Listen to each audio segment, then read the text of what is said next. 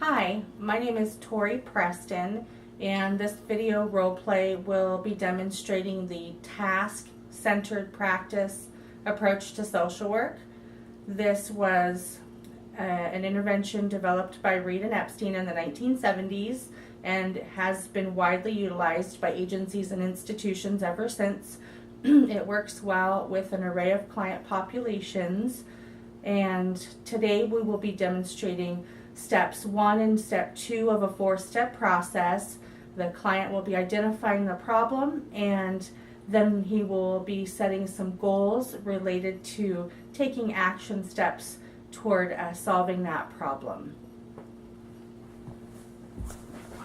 Hi. Hi. You must be Michael. I am. Hi, Michael. I'm Tori. Hi, nice to meet you. Nice to meet you too. Please have a seat. Thanks. Well, welcome to Sierra Hope. I'm the housing specialist here, so I work with families who are homeless and at risk of homelessness to find affordable housing or to assist in that process. And then we have a small grant that can help with moving costs. That sounds great. We had spoken a little bit over the telephone. Why don't you tell me a little bit more about your situation and what's going on? Okay, at the present moment, I am between couch surfing and living in my car. About 3 months ago, I was displaced because our landlord had sold the house that we were living in, and I've been having a hard time finding another place to move. Because, as you guys know, I'm sure the housing situation right now is pretty bleak. It can be tough. So I was hoping that maybe you guys could help me out. Okay. You mentioned being displaced Yes. about 3 months ago. Mm-hmm. What happened in that situation? He said our landlord sold the house. It was up for sale, and in the meantime, I wasn't able to find other housing. Okay. So, All right. Are you working? I am. Okay. Can you tell me a little bit about your job? Yeah, I work at a restaurant in downtown Sonora, and which I love. But I've been there 10.5 years. Wow. Yeah, so I'm hoping to find somewhere closer to work, or somewhat close to work. I'd be willing to go maybe as far as Angel's Camper or Murphy's, though. Okay. You know. So, where are you currently staying, or where have you been staying over the last several nights? I spent last night in my car and the night before on a friend's couch, but it's starting to get old, and I'd like to, find some permanent, stable housing. Sure. Staying in your car can be a very difficult thing on a cold night. Yeah. Luckily, I'm short, so it's not quite so bad. So you've been homeless for about 3 months, if I'm hearing you correctly. Yes. You have a job that you enjoy, that you've been at for about 10 years, and you're looking for a place close to where you work, and you have a car. I do. Is it reliable? It is. Okay. Do you make payments on it, or I do. you make I do. payments on it? I do. Okay. Yep. All right.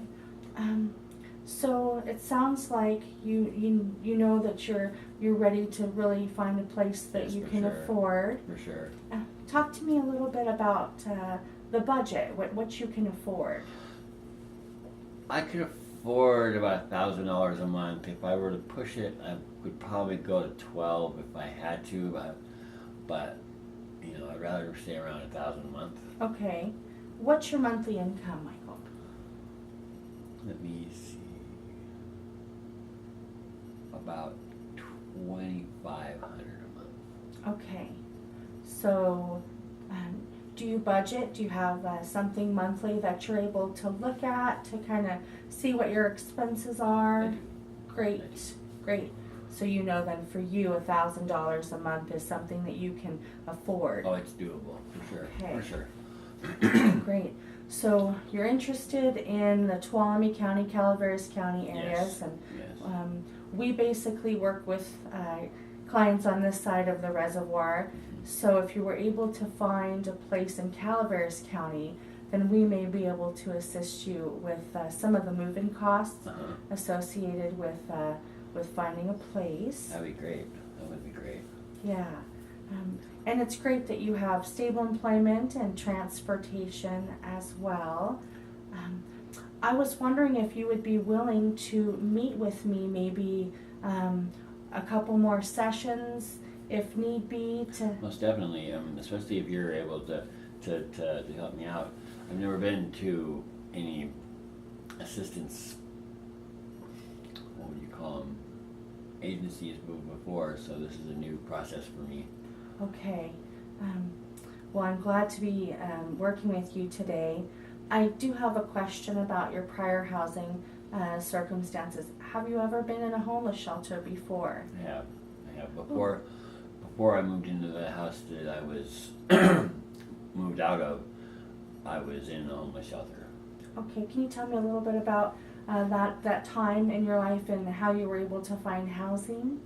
Yeah, I was staying in the Tuolumne County homeless shelter, and they assist in housing as well, a little bit. Okay. So I was able to find a place, and I had stayed there about 30 days. Okay. It was a safe, warm place to stay. Right. And it was nice for what it was. Sure. It's a homeless shelter. You're not going to be so comfortable there. Right. Yeah. Can I ask you about what precipitated that stay in the homeless shelter? In other words, how did you find yourself needing to stay there? I'm not sure I'm willing to share that at this juncture. It was Okay. a really bad time in my life, and I was going through some bumps. Okay. So Okay. Were you by yourself? I was. Okay. I was able to get my life back together, and here we are today. I have a job, and I have a job I've had for 10 years, so Great. yeah. Well, I'm glad to hear that you have some positive factors I do. in I your do. life. I do. Do you have a support system or friends or family in the area that you spend time with or that you can turn to for help in times of trouble? Some.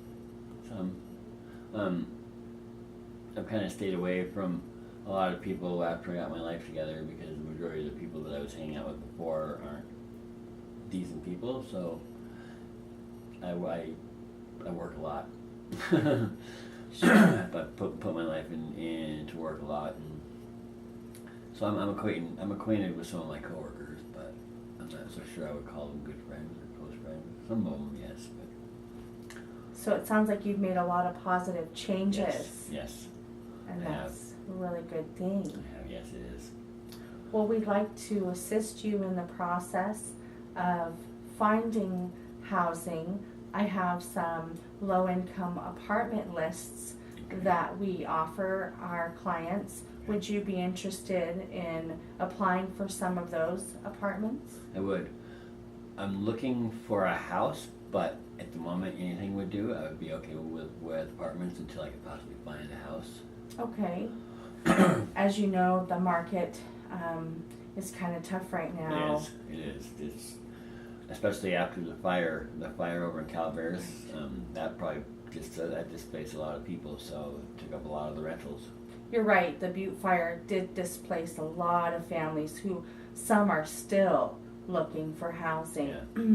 But there are rentals out there, and there are people who are getting on the waiting list for the low-income apartments and finding that they're moving up that list very quickly by staying in contact with the property manager or the landlord and keeping their information updated. So since you're homeless, you don't have a residential address Right. to provide for them. Correct.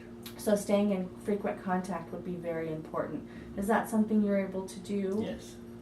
Okay. I have a cell phone as well, so Okay, great. I'm able to have constant use of a phone. Okay. Michael, let me just ask you, would you be willing or consider the option of staying in the emergency shelter again while you're looking for a place?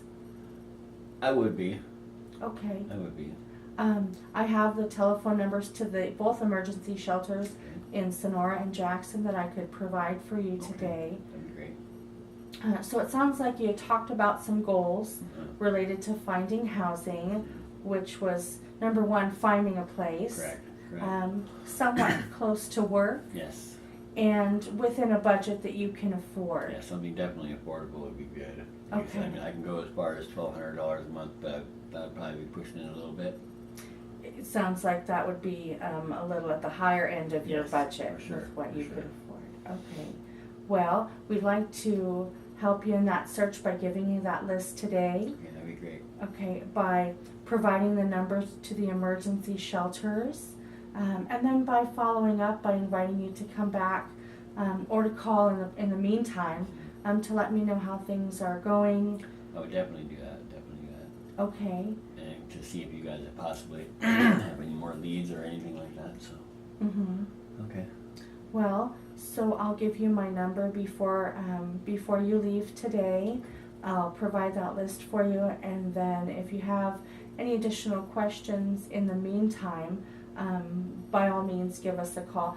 Before we go today, I just want to let you know how our program works. So in order to fill out an application and conduct an intake interview, you would need to find a place first. Okay. And what that means is securing a rental agreement signed by you and the landlord that you would bring with you to your eligibility appointment, along with other financial documentation and identification. Okay. That would work. Okay, That so would work. in the meantime, yes. Do you have any? What are your open times for appointments? You can call Monday through Thursday from 8 a.m. to 6 p.m. Okay. I would be happy to schedule something with you, and then we can go from there. Okay. It's very nice to meet you, and if you have any questions, please get a hold of me in the meantime. I definitely will. Okay, it was Okay. nice to meet you, Michael. Nice meeting you too. Okay, you take All right. care. You too. Have a All good right, day. You too.